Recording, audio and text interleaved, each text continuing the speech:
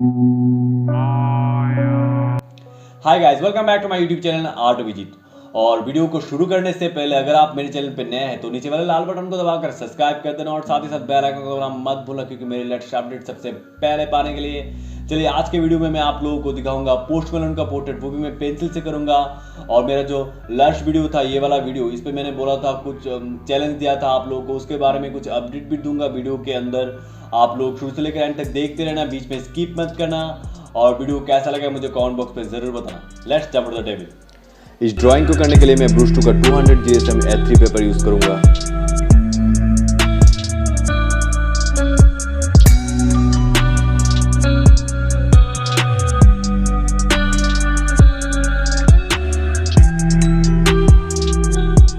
Friends, ये video खत्म करके ऊपर आई बटन में हाउ टू ड्रॉ आउटलाइन का एक प्लेलिस्ट है और वाटर कलर ट्यूटोरियल का भी एक प्लेलिस्ट है। वो सब वीडियो आप लोग के लिए बहुत ही हेल्पफुल होगा और वो सब वीडियो जाके देखना और मुझे कमेंट करके ज़रूर बताना कितना हेल्पफुल हुआ है।